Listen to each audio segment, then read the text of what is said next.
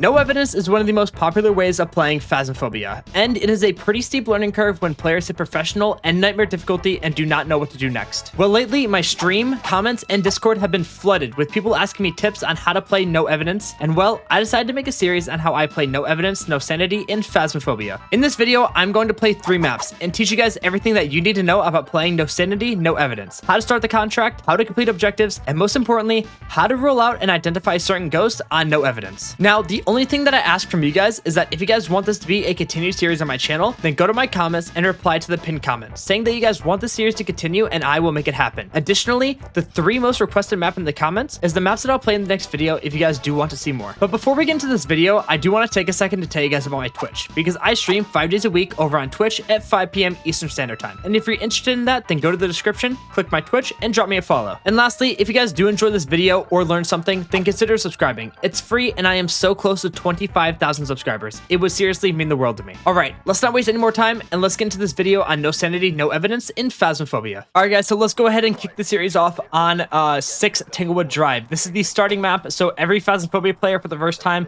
when they first buy the game, it gets put into this map. So I figured why not start the series on this map? So for the series, we're going to be doing all 3 optional objectives and getting the ghost. Shut the thank you. We have to get all 3 optional objectives and get the ghost correct. So the optional objectives that we have for this game is crucifix, escape, and photo of EMF. Those are very easy objectives. So what I like to do to start off my games is I like to move everything that I need for the contract inside to start. For the rest of the games, we are going to cut through this process. However, for this game, I'm just going to kind of explain what you guys should bring in while also explaining the timers in the top right. So what I'm doing right now is I'm bringing my hunt protection. I'm bringing salt, firelights, and motion sensor to test for ghosts.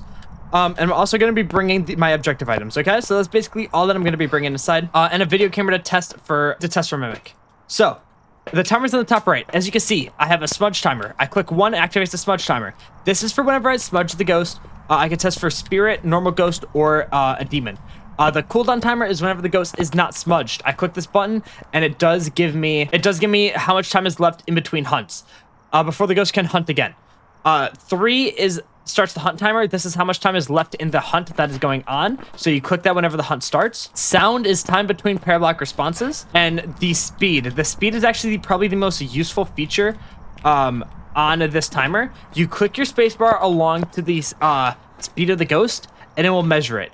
1.70 is a normal speed ghost. Anything above that is obviously faster than normal speed. Anything below that is obviously slower than normal speed. So if you guys want a tutorial on how to set this up, let me know. I can go ahead and make one. But this timer is a big game changer. It is completely an overlay. It does not mess with your files whatsoever. It is 100% overlay. It is 100% safe. And it is absolutely game changing. So I think that I basically have everything that I need inside. What I'd like to do is I like to grab 2 smudges. I like to put salt down inside of foyer, or just near the front door where I know that the ghost is going to be pathing. And I do need a photo of EMF. So what I'm going to do right now is I'm actually going to juggle EMF and photo camera into the kitchen where I just heard something get thrown. And kitchen is going to be my looping spot. So kitchen is going to be my looping spot. So we know that this ghost is normal. It's not a Banshee or a Diane because it is a male model. It's not a Poltergeist because it's not throwing enough items. And this ghost is normal speed. It's not an Obake because it has not done a shapeshift yet. It's not an Oni or a Phantom because it's normal blinks. So we're able to roll out a lot of ghosts. I am going to smudge it right now to get a hunt timer going for spirit and demon and all that. I'm going to go ahead and grab a photo of EMF reading. Photo of mist form, just because, why not? And I'm gonna go ahead and put some crucifixes inside of the rooms. So I thought usually the ghost does spawn on that side of the room, or that side of the house. So I put salt over there. I did save 1 salt to put inside of kitchen. This ghost is fairly active. Okay, do you want to walk over the salt? All right, so it is not a wraith. It is not a wraith, and we do know that. I'm gonna go ahead and put some firelights down to test for Onryo. This is me just getting set up, moving everything into the ghost room that we're gonna need while it is stuck on a smudge timer. I'm gonna grab a video camera to look for orb to test for mimic. Looks like there's no orb. So let's go ahead and cross off out the ghost so we know that it's not. So it's not a Banshee, not a Diane, because it is a male name and a male model. It's not a Diogen, not a Galu, not a Hantu. It's not a Moroi, not an Obake, not an Obambo, not an Oni, not a Phantom, not a Poltergeist, not a Raiju, not a Revenant, not a Thaye, not a Mimic, not Twins, and not Wraith. So that leaves these ghosts that are left. It was not further than 3 meters from me, so I'm not 100% sure on Jin. What we want to do is want to figure out where the ghost's hanging around right now, if it changed rooms, anything like that. So we're going to go ahead and sit right here and wait for the next hunt. If it hunts near me, it's going to get crucifix and we're going to get the objective. If it hunts away from me, we could test for Jin. So we're just going to sit here and we're going to wait for a hunt. All right, if there's something near me, so basically, that means that it's still over here. I'm going to move that just because this crucifix is coming in here. That should cover more into garage if it is inside of garage. So there's that. As you can see in the top right, the timer is red. Okay, the timer is red, which means that it is not a spirit because the timer is not at 0 yet. Not a spirit, and it shouldn't be an Onryo either.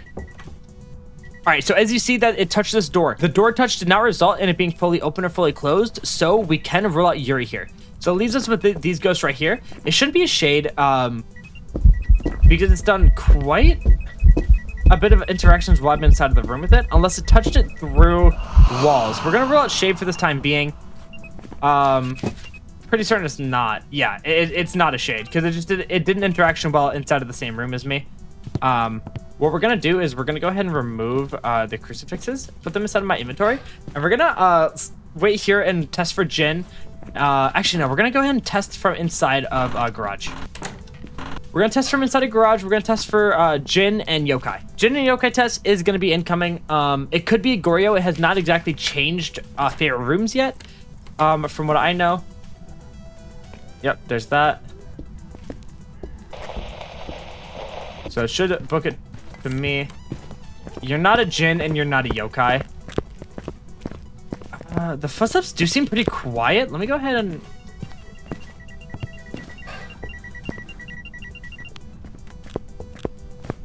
No, maybe those footsteps are normal. Not a Yokai, not a Jin. So it could be Goryo, could be Mare, could be Demon. I'm going to go ahead and start turning on lights to do Mare test. Mares have a chance to immediately turn out a light that is turned on around it. So what you want to do is, if Mare is in play, you just want to keep spamming some light switches. What you can't, there is a 10-second cooldown on the light switches, 10 seconds. So you are not able to just do this, you know, and test for a Mare. That unfortunately will not work. You have to actually kind of move around and do it. So this is kind of giving me Goryo vibes because it has not left its room yet. Pretty certain that this is probably not a demon either. We are going to wait out just one more hunt real quick, see what the timer is and everything like that. See if this ghost does change its favorite room. It is pretty active. I was going to see if I can get a Mare ability whatsoever. Anything like that. But I think that this one is probably going to be a Goryo based on the options that we have left. We're just going to keep flipping on light switches and wait for anything else. Okay, so it has not done a Mare ability whatsoever. It's not hunted. It's not done anything. I'm going to go ahead and say this is probably just a Goryo. It has not changed from that room the entire time. Minus the event that it did while I was inside of the foyer. It has just been sticking inside of that room. Has not gone to dining. Has not gone to utility. Has not done anything really. So that's all 3 objectives, and we're saying that the ghost is Goryo based on the fact that it has not changed its favorite room. Are we correct? Yep, there we go. So 3,299 XP for the first game here. Is a Goryo because Goryos are not able to change its favorite room at any point during the contract. So let's go and hop into the game 2. All right, guys, for the second game, we're going to be playing 42 Edgefield Road. This is my favorite map in the entire game. I absolutely love this map. I play this map all the time. I record all my footage on this map. So this is the best map in the game, in my opinion. So the objectives that we have is motion sensor, escape a hunt, and photo the ghost. Not only is the layout of this map extremely good, but also the time from the van to the front door is extremely short. We are going to go ahead and start out with our hunt stuff, and we're going to go ahead and just cut into whenever we have everything inside. All right, so we have everything inside. I'm going to take my 2 smudges and my salt. My hiding spot is inside the living room here for my No Sanity, No Evidence games. I'm going to put my crucifix inside of there. I think I do need, I need a photo of the ghost, so I'm going to do that.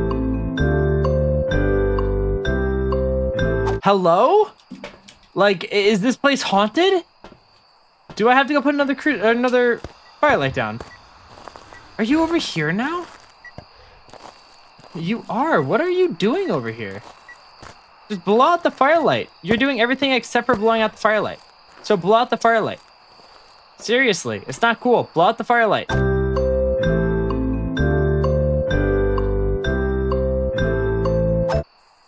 Oh, thank you so much. Okay, you know how to blow out a firelight. Okay, it's a wraith. We know that.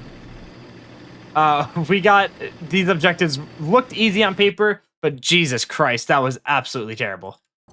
And there we go. Welcome back. And there you have it. 3 No Sanity, No Evidence games in Phasmophobia. I did my best to walk you guys through everything and teach you guys as much as I could along the way. Let me know what you guys thought of this video and if you guys want this to become a regular series on my channel. And remember, if you guys did learn anything at all from this video, then the only thing that I ask out of you guys is that you guys click the subscribe button, as we are just 2,000 subscribers away from 25K. Unfortunately, that is all that I have for you guys today, but hopefully I'll see you guys all in the next video.